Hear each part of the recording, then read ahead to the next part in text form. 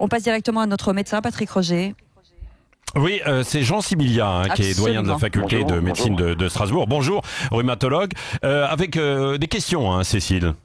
Oui, avec des questions justement sur le don du sang, professeur. Est-ce que, puisque on l'a dit, le don de sang aujourd'hui, pas assez de gens vont donner leur sang, mais ils ont peur d'une part de sortir de chez eux, de ne pas être autorisés à y aller, et d'autre part de se dire que si toutefois ils étaient contaminés ou asymptomatiques, est-ce que ça a un lien avec le don du sang ? Une question très importante, très pratique, parce que la vie médicale doit continuer. Vous savez qu'il y a toujours des opérations urgentes, des problèmes médicaux urgents, et le don de sang et de plaquettes est fondamental pour beaucoup de patients dont la maladie est connue et qui doit continuer à être traitée. Vous savez que nous n'avons plus que 2 semaines de stock de globules rouges et moins de 3 jours de stock de plaquettes.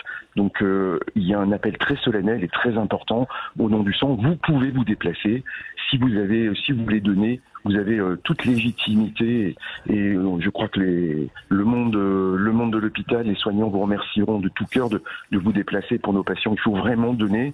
Vous n'avez aucun risque à donner votre sang. Et le questionnaire est fait et de toute façon, si vous aviez des symptômes, on vous pose des questions et vous ne seriez pas prélevé. Donc allez-y, oui. Je crois que c'est très important, c'est la solidarité. Et pour des raisons pratiques, vous pouvez stipuler sur votre attestation que vous allez donner du sang, vous cochez la case santé et vous dites que vous allez donner du sang. Encore une autre question pour vous, professeur. On nous demande... Attends, juste une question, Cécile, une petite précision. Où est-ce qu'on va pour le don du sang ? On peut aller dans les hôpitaux, dans des lieux habituels, parce que ils sont peut-être un peu encombrés, saturés en ce moment, non ? Oui, pas dans les hôpitaux. Vous pouvez vous rendre dans les établissements français du sang, en fait, les ex-centres de transfusion. La liste est très facile à trouver et eux accueillent tous les jours des donneurs. Donc c'est plus simple, ils ne sont pas encombrés. Et il y a aussi des mairies, puisque la mairie d'Étampes avait lancé un appel avec des dates précises à laquelle vous pouvez vous rendre aussi. Alors une autre question, professeur, de gens qui nous disent, lorsque vous êtes avec des enfants confinés, est-ce qu'il faut prendre la température de chacun assez régulièrement ? Ça, c'est une mesure de bon sens, en fait. Vous savez, les petits, on les connaît, on voit très bien. S'ils mangent bien, ils travaillent bien, ils sont heureux, ils sont gais, vous voyez très bien. S'il y a le moindre signe d'apathie, le signe de quelque chose de différent, il ne faut pas hésiter à prendre la température. Parce que le petit vous dira pas, papa, maman, j'ai de la fièvre. Donc le moindre signe qui vous semble anormal justifie qu'on prenne la température. Mais je pense que ça n'est pas nécessaire, vous voyez, d'imposer de façon très rigide une règle où on prend systématiquement tous les matins ou tous les 4 heures la température. Je pense que c'est plutôt stressant. Donc vivons une vie cool au quotidien, essayons de mieux la vivre le mieux possible. Et si le moindre signe, le moindre symptôme, évidemment, on prend la fièvre, c'est un bon élément pour détecter une infection qui débuterait.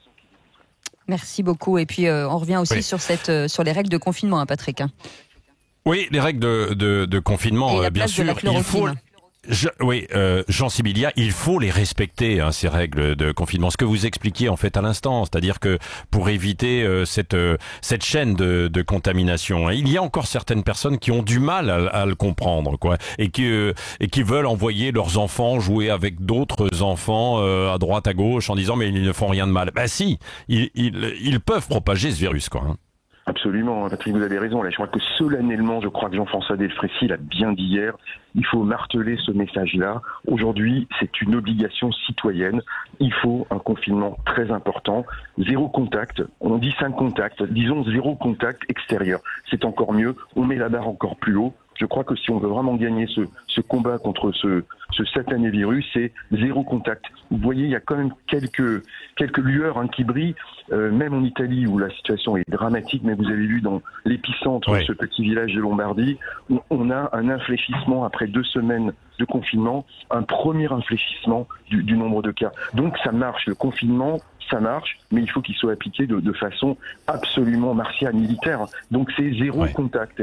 Et je crois que c'est un réflexe qu'il faut vraiment expliquer à chacun de nos citoyens, insister tous les jours. C'est pour ça que je vous ai dit, je veux insister ce matin encore sur le côté impératif, vital en fait de ce confinement. Donc j'insiste encore solennellement, il faut vraiment que tout le monde en ait conscience dans les prochaines semaines. Oui, alors la place de la chloroquine. On rappelle que c'est un produit qui rentre dans le traitement anti-palud. C'est le professeur Raoult qui en a parlé le premier il y a 15 jours à Marseille. Il y a des tests, des expérimentations qui ont l'air plutôt de fonctionner. Est-ce que vous pouvez nous donner quelques précisions à ce sujet, professeur Jean Sibilia ? Là aussi, c'est une vraie lueur d'espoir.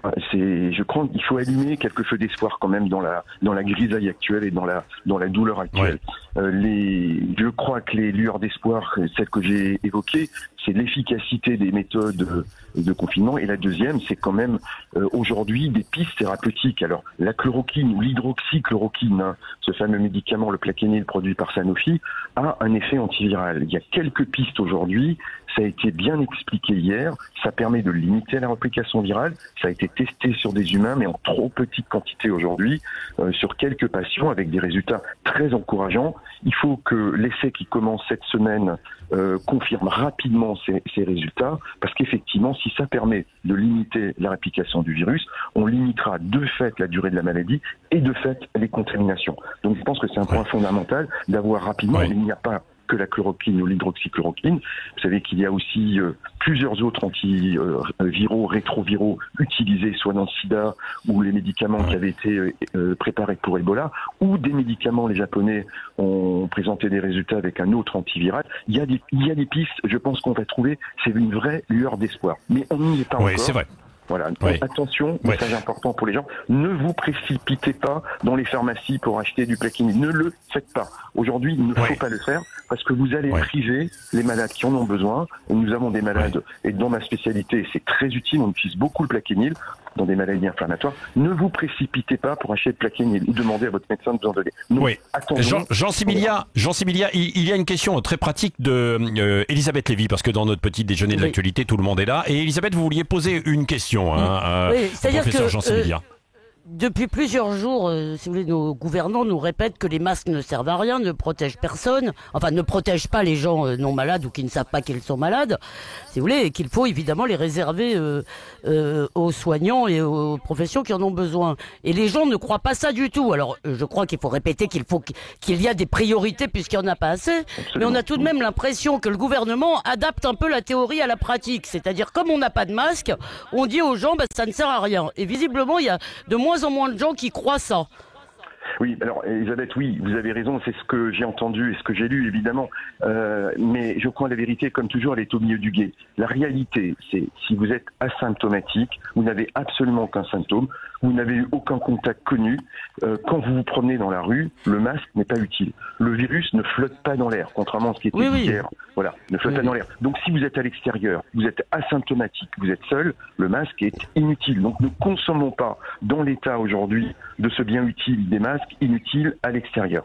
Évidemment, la situation est différente dans des confinements personnels ou professionnels.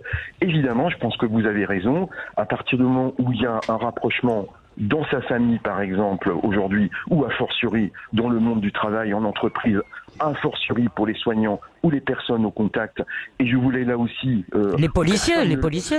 Voilà, personne ne le dit, mais le dire, il y a des gens au contact aussi, il n'y a pas que les soignants, il y a les forces de l'ordre, il y a les gens dans les grands magasins, dans les magasins d'alimentation.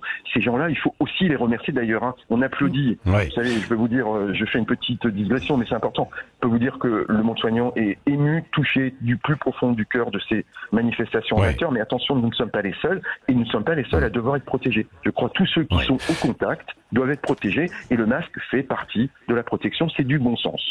Et professeur, on a beaucoup de réactions en direct, hein, puisqu'on a un appel au standard 0826 300 300 avec Mohamed de Perpignan qui voulait vous poser une question. Bonjour, bienvenue Mohamed. Oui, bonjour à vous et vos éditeurs et vos intervenants. Voilà, je suis un petit peu comme tout le monde, je suis chez moi et dans mon petit jardin, je jardine, je bricole pour faire passer le temps et je me suis aperçu que les moustiques sont de retour. Voilà, et là avec les fortes chaleurs qui vont arriver, je voulais savoir un petit peu, est-ce que quand on est piqué par un moustique, est-ce qu'il peut transmettre un petit peu ce virus à quelqu'un d'autre s'il pique quelqu'un d'autre? Voilà, c'est ça ma première question. Est-ce que le moustique peut nous transmettre un petit peu ce coronavirus? La deuxième question, c'est sur les masques, où je me suis aperçu quand je vais chercher ma baguette de pain, où je vais chez l'épicier du coin, les gens, ils sont tellement collés les uns contre les autres, même un masque, un tissu, ça permet de ne pas postillonner sur le voisin. Et peut-être, il n'est pas lui souffler dessus, je crois que même un tissu, ça protège. Et puis, personnel intervenant chez les personnes âgées où je me suis aperçu quand ils font les piluliers pour les médicaments pour les personnes âgées et ils arrivent chez la personne âgée et ils se lavent pas les mains, même si la personne âgée leur tend une bassine avec de l'eau et du savon. S'il vous plaît, respectez au moins ça. Voilà. Voilà les questions. Ouais, ça c'est vrai. Oui, c'est vrai. Merci Mohamed. Très bien Mohamed. Jean Sibilia, alors sur le moustique. Donc 3 questions. Merci Mohamed, vous posez d'excellentes questions. Je pense que sur le moustique, on peut être très rassurant. Vous savez que ça n'est pas une maladie qu'on appelle vectorielle. C'est une maladie qui n'est pas transmise par les insectes et notamment les moustiques, comme l'est par exemple le paludisme, le fameux Zika et chikungunya dont on a parlé, où là le virus est transmis et uniquement transmis par les insectes et les moustiques. Là, nous sommes dans une maladie à transmission interhumaine. C'est les gouttelettes humaines qui transmettent. Alors, évidemment, on pourrait imaginer, mais c'est tout à fait hypothétique, que le moustique est piqué 15 secondes avant quelqu'un qui est infecté, dont le virus circule dans le sang et transmette par le sang ce virus. Ça n'a jamais été prouvé et c'est très improbable. Donc je crois qu'on peut être extrêmement rassuré pour les moustiques, même en période de printemps et d'été qui arrive. Donc ça, c'est un point très important. Je vous remercie de poser la question. Le deuxième point, je mettrai un bémol au masque en tissu. Donc vous savez que un virus c'est tout petit, c'est microscopique, c'est beaucoup plus petit qu'une bactérie et ça traverse plein de choses. Donc pour qu'un masque soit efficace pour un virus, le tissu évidemment ne suffit pas. Alors bien sûr ça peut arrêter les postillons, ça peut arrêter un certain nombre de choses, mais ça ne suffit pas. Donc ce serait une mauvaise protection, ce serait une sorte de protection alibi qui rassurerait. Je vous rappelle, j'en profite Mohamed pour rappeler que la transmission du virus se fait massivement par les mains et non pas par les postillons.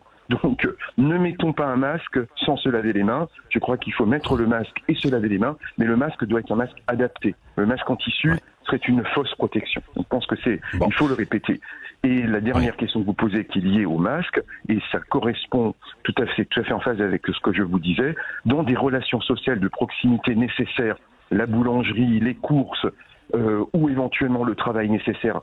Dans ce cas-là, aujourd'hui, je crois qu'il faut une protection. On n'a peut-être pas les moyens de le faire, mais il faut qu'on ait les moyens de mettre des masques.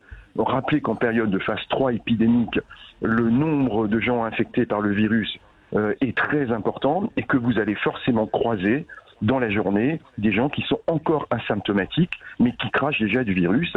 Vous allez croiser peut-être des enfants qui eux sont porteurs. Donc évidemment, dans toutes les situations où le rapport humain est obligatoire, mais je le répète, uniquement obligatoire, dans tous les autres cas, il faut être à la maison, et il faut essayer d'avoir un masque. Et donc j'espère qu'on aura les moyens de le faire très rapidement. Merci beaucoup. Merci. Oui, merci. Allez, dans un instant,